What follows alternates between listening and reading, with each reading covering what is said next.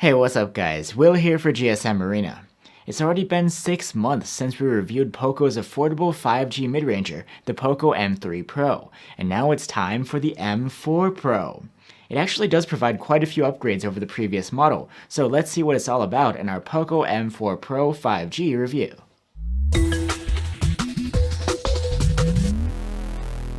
When it comes to looks, the Poco M4 Pro 5G doesn't fall far from the tree. It brings a sleek, curved design that's quite similar to what we've seen before from Xiaomi and Poco.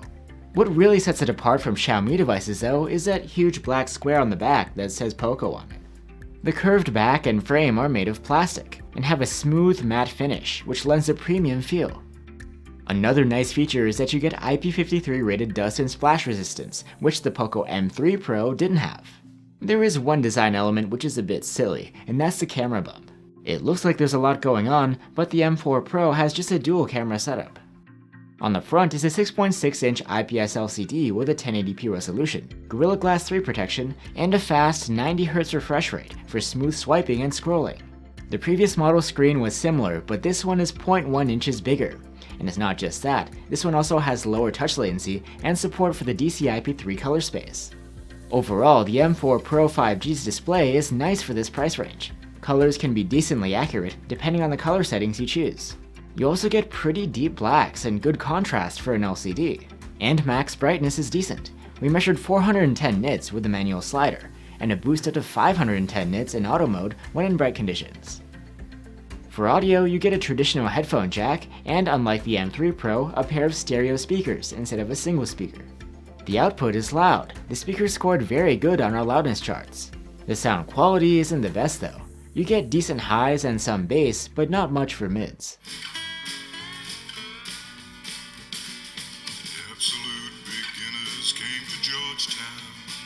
Storage is expandable on the Poco M4 Pro 5G on top of the 64 or 128 gigs on board.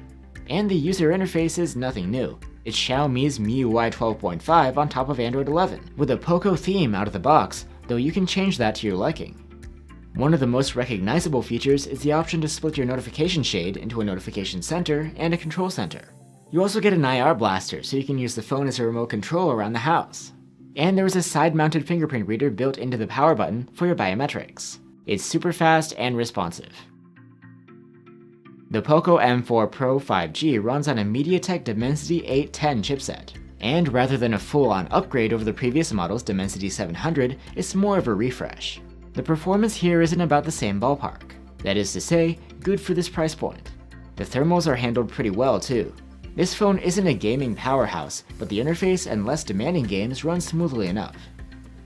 The Poco M4 Pro has the same 5000 mAh battery capacity as the M3 Pro, and battery life here is just as great, with an endurance rating of 123 hours in our proprietary tests. On the other hand, charging has been upgraded from a max of 18 watts to 33 now, and it's a lot faster. With the bundled adapter, we were able to charge the M4 Pro from 0 to 54% in half an hour. Now let's look at the new dual cameras. There's a 50 megapixel quad Bayer main camera and an 8 megapixel ultra wide, which is arguably more useful to have than the M3 Pro's depth sensor and macro combo. The main camera saves 12.5 megapixel photos by default, and these are good for this budget class. Sure, the detail level is average, and the photos could be sharper, but you get true-to-life colors, praiseworthy contrast and dynamic range, and low noise. Even though there's no depth sensor, the Poco M4 Pro is able to produce nice portrait shots, with subject separation that's mostly on point. The ultra-wide's 8 megapixel photos are surprisingly good, considering the price range. Detail is nice across the entire frame, contrast and dynamic range are good, and there's low noise. The barrel distortion correction does a good job too.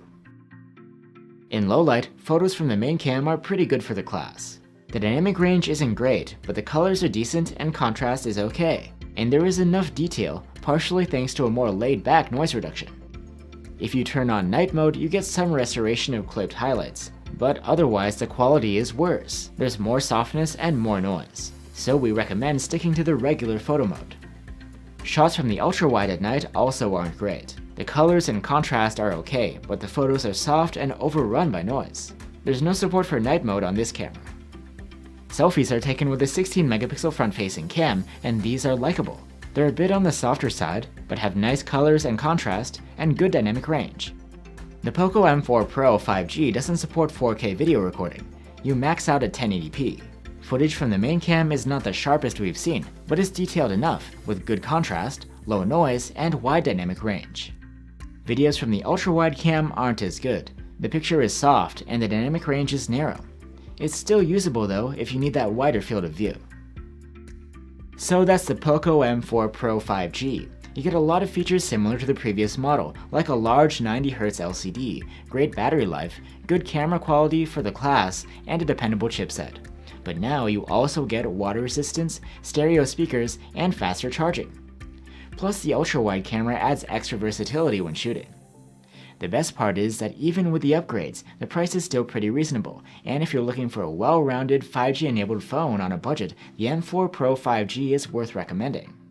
Thanks for watching guys, stay safe and see you on the next one.